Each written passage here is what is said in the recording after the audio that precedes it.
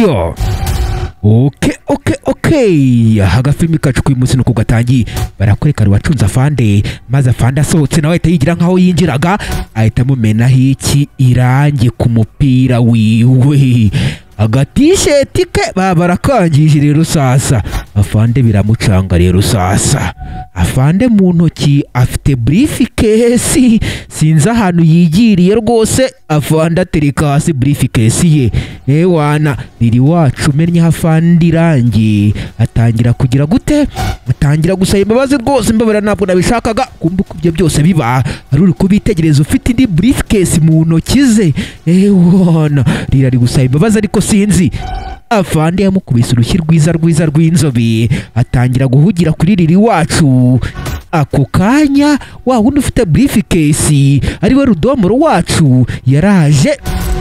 Hey! Afata briefcase arazihinduranya muri ubwo buryo, maze ahita acyaho yitonze rwose. Rudomoro wacu ahitaza yinjira aho ngaho aranagenda. Nguye rero Rudomoro wacu nuko yibye briefcase. Kuri kiri unarebe rero sasa. Afande we hano byamucanze rwose, nazi impamvu uyu muginga mumennyeho irangi. Gusa riri wacu wari gusaba imbabazi.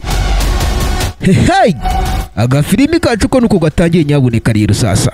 Barakwereka riri wacu yakomeje kugenda asaba imbabazi rwose. Afande nta kindi yakoze, yaramwumvise arigendera. Afata briefcase ye itegereza umuginga, gusa afande arikomereza arigendera. Akigenda rero cyariri cyacu cyahise kishima. Umuti ndawukoze wi.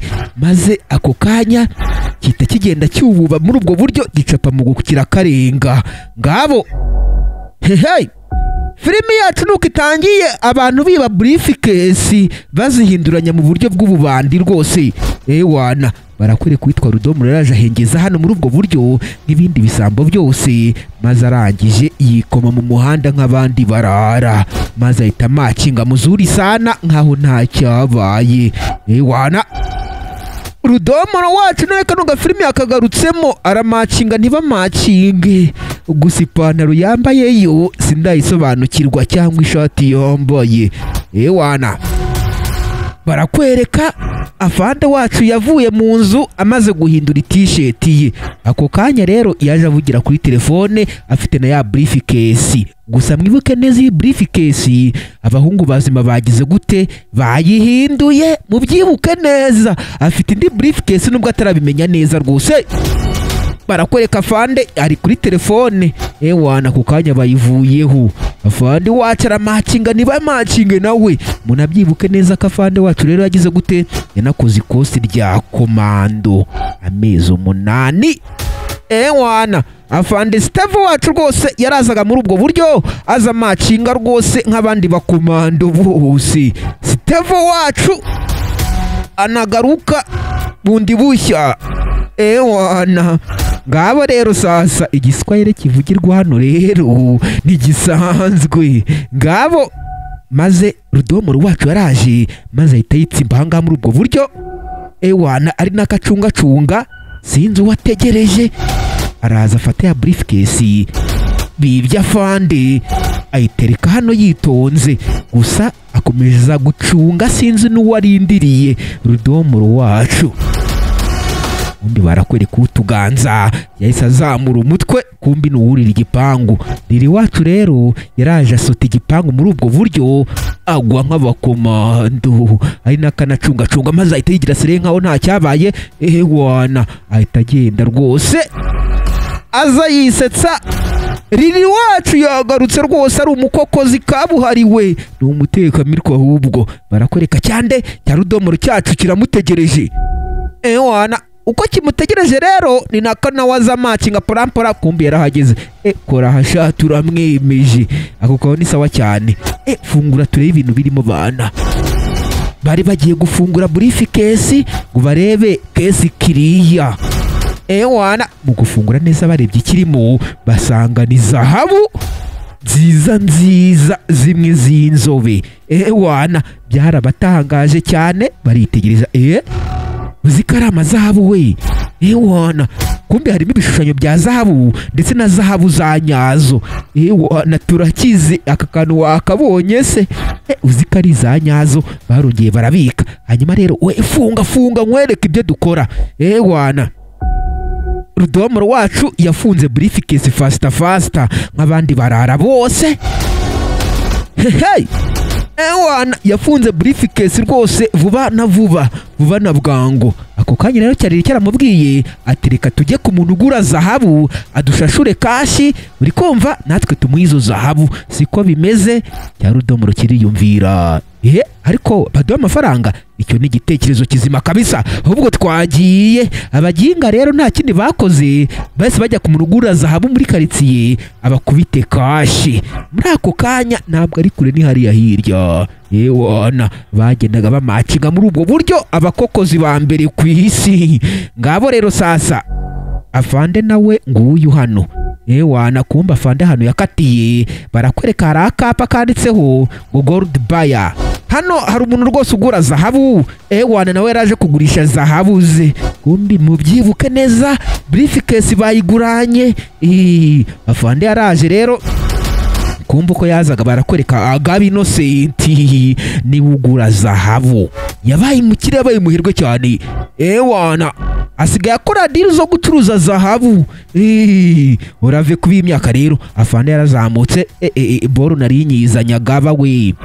Wana barakwereka Gaba rero n'ibintu byo gupfundura briefcase ababizi cyane. Yafunguye briefcase kwitegereza neza, kumbi harimo ibyatsi. Afande nawe byaramutunguye, ndarota cyangwa none se wa mugabo we kuzana ibyatsi ni zahabu nabyo? Wana afande biramucanga. None se bigenze gute sha? Amaye nka data.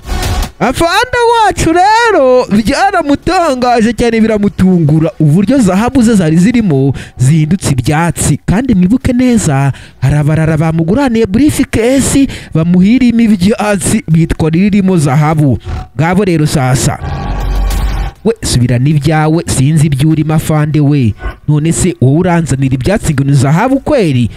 Wana afande rero yasubiyeyo yumiwe. Kumba ako kanya afande ubwo yasubiraga inyuma, hari abandi ku yindi gate y'uruguru binjiraga muri ubwo buryo baza baganira rwose nk'abandi barara bose. Umwe bamwita Riri, undi bakamwita nde? Rudomoro. Rudomoro n'uwo ufite briefcase, naho Riri ni uriya w'ibyenda by'imikara. Wana turata tuzigurisha tuba bakire. Niko bari kugenda baganira, kumbi basuhuje uri ugura zahabu. Wana buretse gato afande mu kwitegereza neza yitonze ahita yibuka umuginga wamumennyeho irangi ubwo yarasohotse. Afande yatangiye kubitekerezaho yitonze.